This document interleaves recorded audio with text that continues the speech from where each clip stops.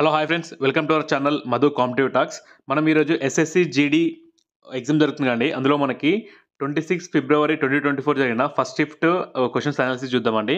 So ఇది only ఏంటంటే memory based క్వశ్చన్సే అండి, ఓకేనా.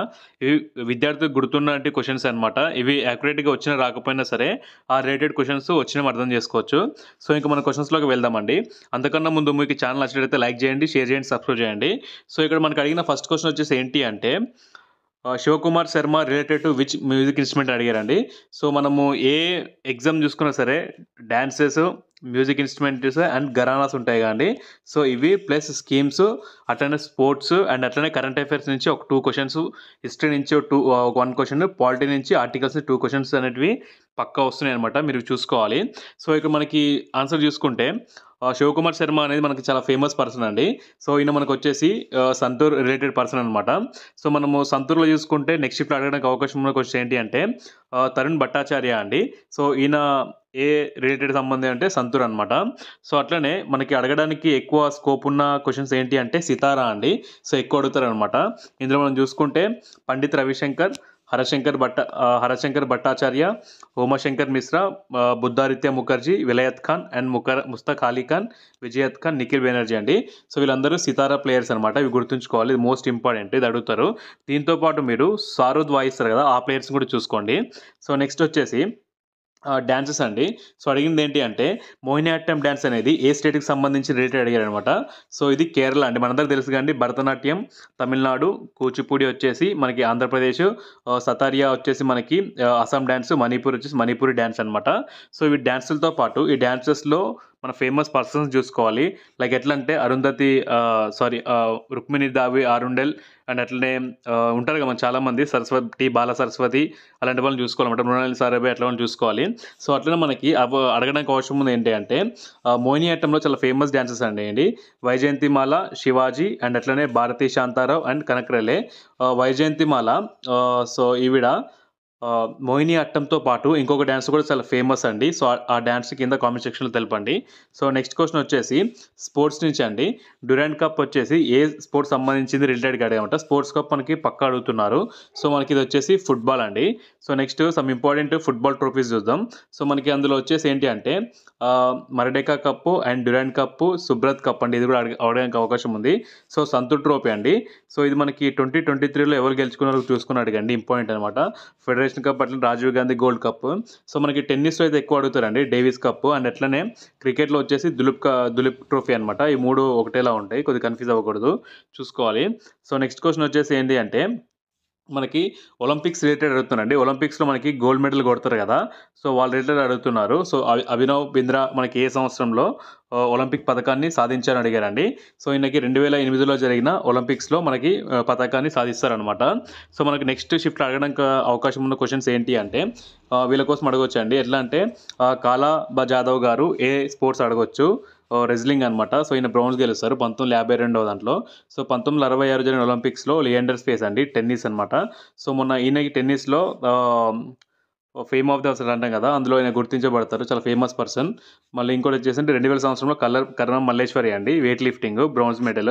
సో 2004లో వచ్చేసి రాజావర్ధన్ రాథోడ్ షూటింగ్ అండి, ఈయన సిల్వర్ మెడల్ అనమాట, గుర్తుంచుకోవాలి. సో నెక్స్ట్ వచ్చేసి 2008లో జరిగిన ఒలింపిక్స్లో వచ్చేసి అభినవ్ బింద్రా అండి, షూటింగ్ గోల్డ్. అట్లనే ఈయనతో పాటు విజయేందర్ సింగ్, అట్లనే ఈయన బాక్సింగ్ అనమాట, బ్రాంజ్ మెడల్. సుశీల్ కుమార్, ఇది కూడా అడగచ్చు, ఈయన రెజ్లింగ్ అనమాట, బ్రాంజ్ మెడల్ వస్తుంది. సో మనకి అట్లనే విస్తీర్ణ పరంగా భారతం ఎంతో స్థానంలో అడిగారండి. Next question. సో మనకి దీని ఆన్సర్ వచ్చేసి ఫస్ట్ ఇండియా ఎన్నో స్థానంలో అడిగారండి. సో మనకి ఫస్ట్లో వచ్చేసి Russia, second Canada, third China, fourth America, fifth Brazil, 6th Australia, మన ఇండియా వచ్చేసి 7th ప్లేస్లో ఉంటుంది.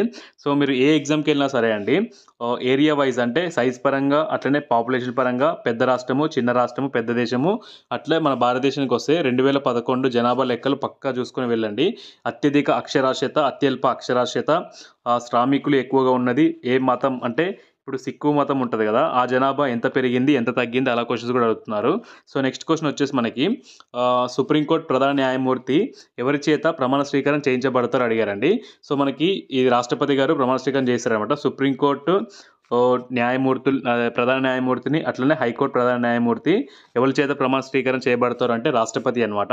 సో మనము సుప్రీంకోర్టు కోసం ఎక్కడ చదువుకుంటామండి, ఆర్టికల్ 124 నుంచి 147 వరకు చదువుకుంటాము. సో మనకి సుప్రీంకోర్టు నుంచి అడగడానికి మరికొన్ని అవకాశం ఉన్న బిట్స్ ఏంటి అంటే, సుప్రీంకోర్టులో మొట్టమొదటి మహిళా న్యాయమూర్తి ఎవరు అడుగుతారండి, ఫాతిమా బీబీ గారు. అంటే మన రీసెంట్ చనిపోయారు. ఈవిడిది ఏ స్టేట్ అని కూడా అడగొచ్చు, కింద కామెంట్ సెక్షన్లో తెలపండి. సో మనకి నెక్స్ట్ చూసుకుంటే 48th చీఫ్ జస్టిస్ ఎవరు అడగొచ్చు, ఎన్వి రమణ గారు, తెలుగు అతను. 49 వచ్చేసి యువి లలిత్. 50 వచ్చేసి డివై చంద్రచూడు అండి. సో ఈయన స్టేట్ కూడా మీరు చూసుకోవాలి, చాలా ఫేమస్ పర్సన్. సో నెక్స్ట్ వచ్చేసి భగత్ సింగ్ ఏ రోజున సెంట్రల్ అసెంబ్లీ పైన బాంబు వేశారని అడిగారండి. సో ఎప్పుడు వేశారంటే 1929 ఏప్రిల్ 8 రోజు వేశారనమాట.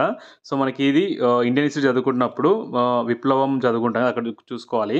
సో మరికొన్ని అవకాశాలు ఏమున్నాయంటే, భగత్ సింగ్తో పాటు ఎవరైనా ఉరిదీశారంటే రాజ్గురు సుఖ్దేవ్ని. ఎప్పుడంటే 1931 మార్చి 23. సో మనకి ఇవి చూసుకోవాలండి, ఇంపార్టెంట్. అనుశీల సమితిని ఢాకాలో ఎవరు స్థాపించారు అంటే పులిన్ బిహారీ దాస్ అండి, 1902లో. కకోరి కేసు ఎప్పుడు జరిగిందని అడుగుతారండి, 1925లో జరిగింది అనమాట. సో హెచ్ఆర్ఎస్ఏ సభ్యులు ఉంటారు కదా, సో ఇందులో ఎవరంటే ముఖ్యంగా చంద్రశేఖర్ ఆజాద్, సచీంద్రనాథ్ సన్యాలు, రామ్ ప్రసాద్ బిస్మిల్ అట్లా ఉంటారు కదా, వీళ్ళు ముఖ్యులు అనమాట. సో 1930లో వచ్చేసి చిట్టిగ్యాంగ్ ఆయుధ కర్మాగారం ఎవరు చేయబడింది, సూర్యసేన్ అండి. ఈయననే మాస్టర్ డా అంటారనమాట. సో నిక్ నేమ్ ఇది, చాలా ఎగ్జామ్స్లో అడిగారు. సో నెక్స్ట్ అడిగింది ఏంటి అంటే పీరియాడిక్ టేబుల్ అండి. సో పీరియాడిక్ టేబుల్ రేట్ అడిగారు అనమాట. ఫస్ట్ పీరియాడిక్ టేబుల్ని అష్టక మూలకాలకు విభజించింది ఎవరంటే న్యూలాండ్. తర్వాత మెండలిఫ్ అండి. మెండలిఫ్ దేని ఆధారంగా అంటే పరమాణు భారం ఆధారంగా ఈయన విభజిస్తారు అనమాట. సో దాని తర్వాత మొస్లే వర్గీకరణ అండి. సో ఈయన ఎట్లా అంటే పరమాణు సంఖ్య ప్రకారం విభజిస్తారు అనమాట, ఇది చూసుకోవాలి.